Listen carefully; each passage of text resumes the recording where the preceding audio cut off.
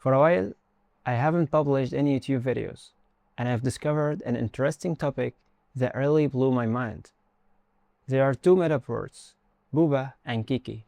You never heard them before, but somehow you already know which one is which. Let me show you. These are the two shapes.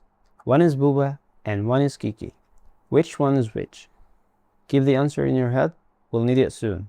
Because a few days ago, I ran this as a real experiment. I sent a form to people speaking completely different languages like English, Arabic, Chinese, or even Finnish, with no hints, no context, and asked them the exact same question you just answered. 90% of them choose the same shape. The round one for Bouba, the spike one for Kiki. No coordination, no shared language, just the same instinct. And if you guessed along just now, there's a very good chance you were part of that 90%. But here's the thing, this isn't something I discovered. It goes all the way back to 1929. A psychologist named Wolfgang Köhler ran almost the exact same experiment. Different words, same idea, and the results were almost the same. He showed people two shapes, one spiky, one round, and gave them two made-up words, Takiti and Maluma. No definitions, no context, just which one feels right. Almost everyone matches the spiky shape to Takiti and the round one to Maluma. Then, 72 years later, two researchers named Ramachandran and Hubbard ran it again. Same shapes, new words, Bouba and Kiki, and 95 to 98% of people agreed the round shape is Bouba, the spiky one is Kiki. Across different languages, that's when the effect officially got its name.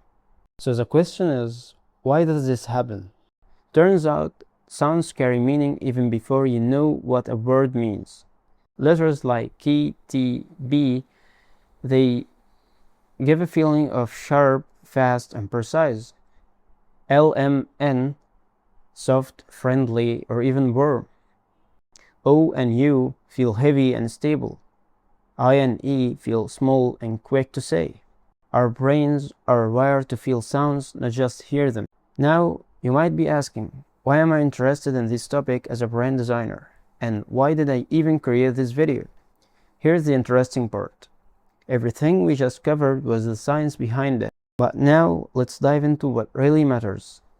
How did the world's most famous brands actually implement it? The first example is Oreo. Say it out loud. Oreo. Round sounds and soft consonants. Now look at the logo. It's circular. Now look at the actual cookie. It's also a circle.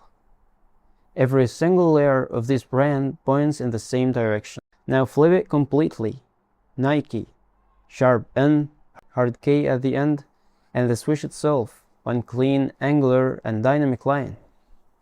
What about their tagline? Just do it. 3 words, no warmth, no explanation. Just a command, same principle, completely opposite direction. Please notice this isn't a rule. Not every key brand was designed around sound psychology, and the opposite. Not every round logo was a deliberate Bouba decision. But whether it was intentional or not, the pattern is there. And once you see it, you can't unsee it again. So the next time you hear a brand name or you're designing one for yourself, pay attention to how it feels before you even know what it means. Because nothing is ever random. See you in the next one, and peace.